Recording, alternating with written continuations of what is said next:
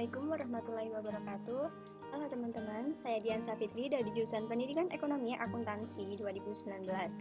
Di video kali ini saya ingin berbagi pengetahuan mengenai salah satu metode pembelajaran di sekolah, yakni metode Project Based Learning.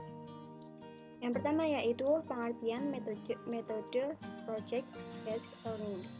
Di sini ada beberapa pengertian dari para pakar. Yang pertama yaitu ada Goodman dan Stevers, yang kedua ada Afriana, ketiga ada Grant, dan yang keempat ada Madewena.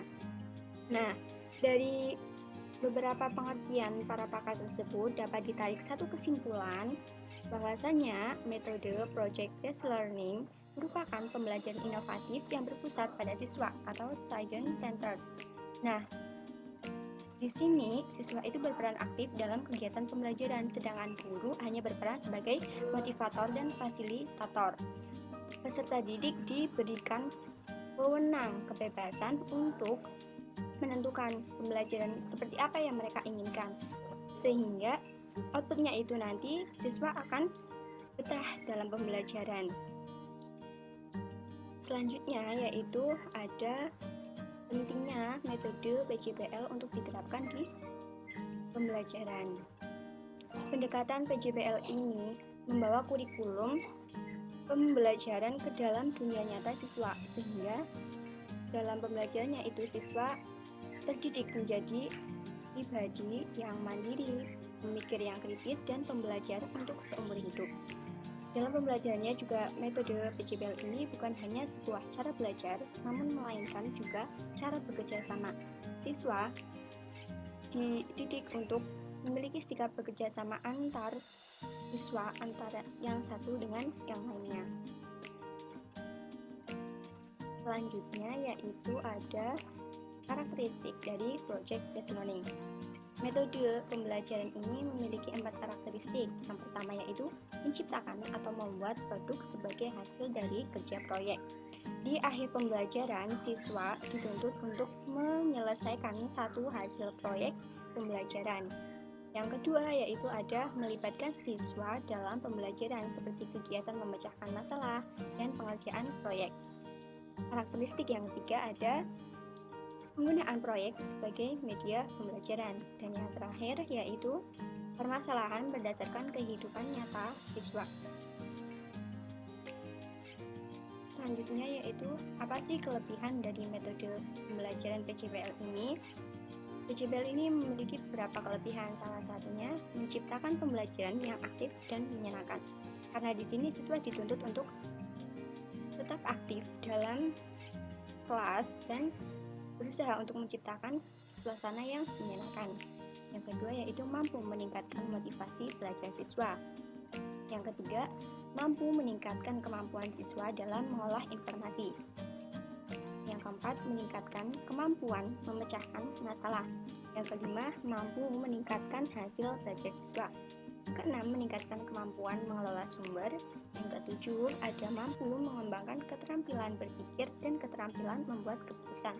Dan yang terakhir, meningkatkan keterampilan berkomunikasi, bekerja sama, dan bertanggung jawab antar siswa. Seperti metode pembelajaran yang lainnya, metode PJBL ini selain memiliki kelebihan juga memiliki kelemahan. Di antaranya yaitu metode ini memerlukan banyak waktu untuk menyelesaikan masalah dan membutuhkan biaya yang cukup banyak untuk menyiapkan alat dan bahan dalam pembuatan produk. Dalam hal ini mengingat output yang dihasilkan di akhir pembelajaran itu berupa hasil proyek. Yang kedua, siswa sudah terbiasa dengan model yang diterapkan di sekolah. Dan yang ketiga, beberapa siswa mengalami kesulitan selama proses pembelajaran akibat memiliki kelemahan dalam memahami percobaan dan mengumpulkan informasi. Dan kelemahan yang terakhir yaitu dibutuhkan guru yang terampil dan memahami model pembelajaran. Selanjutnya yaitu tahapan alur pembelajaran model Project Based Learning. Tahapan alur metode ini ada 6 tahapan. Yang pertama yaitu essential question, yang kedua ada plan, yang ketiga schedule, yang keempat monitor, yang kelima assess, dan yang keenam evaluate. Yang pertama yaitu essential question. Di sini di tahap ini mulai pengenalan masalah di mana guru memberikan umpan pertanyaan di awal pembelajaran guna mengasah pengetahuan yang dimiliki oleh siswa. Yang kedua yaitu tahapan plan. Dalam hal ini guru dan peserta didik saling diskusi menetapkan ketentuan desain pembelajaran seperti apa sih yang bakal dilakukan untuk kedepannya. Yang ketiga yaitu tahapan schedule atau penyusunan jadwal project. Guru dan peserta didik menetapkan satu ketetapan mengenai jadwal-jadwal yang harus dilakukan pembelajaran ke depan. Yang keempat yaitu ada monitoring. Monitoring ini dilakukan di saat pengerjaan proyek oleh siswa. Guru bersifat sebagai motivator dan fasilitator bagi siswa apabila terdapat kesulitan yang dialami oleh siswa dalam pengerjaan. Di sini guru bisa memberikan arahan kepada siswa. Yang kelima yaitu assess. Assess ini di mana siswa akan mempresentasikan hasil proyek yang telah mereka lakukan sebelumnya. Dan yang tahapan terakhir ialah evaluasi. Guru memberikan evaluasi terhadap hasil presentasi yang telah disampaikan oleh siswa. Apabila terdapat kekurangan-kekurangan di sini, guru akan menambahkan pengetahuan terhadap siswa. Dan selanjutnya yaitu contoh penerapan metode project based learning ini dalam pembelajaran. Di sini saya mengambil contoh penerapannya yaitu di satuan pendidikan SMA pada mata pelajaran ekonomi. Dengan materi pokoknya itu siklus akuntansi perusahaan dagang. Alokasi waktu yang dibutuhkan untuk materi ini ialah 4 kali 90 menit.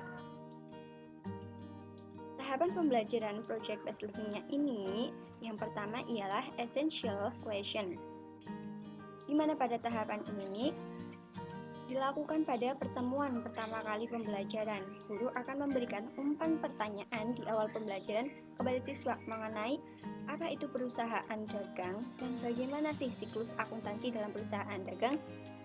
Nah, setelah sesi pertanyaan selesai, guru akan menyampaikan materi mengenai perusahaan dagang dan siklus akuntansinya kepada siswa untuk memberikan pemahaman. Nah, untuk sesi penjelasan materi ini dilakukan dengan estimasi waktu 50 menit. Kemudian tahapan yang kedua ialah plan atau perencanaan.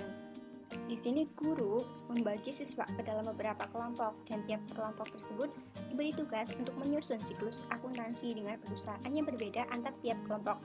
Guru bersama peserta didik membuat satu kesepakatan mengenai desain pengumpulan tugas.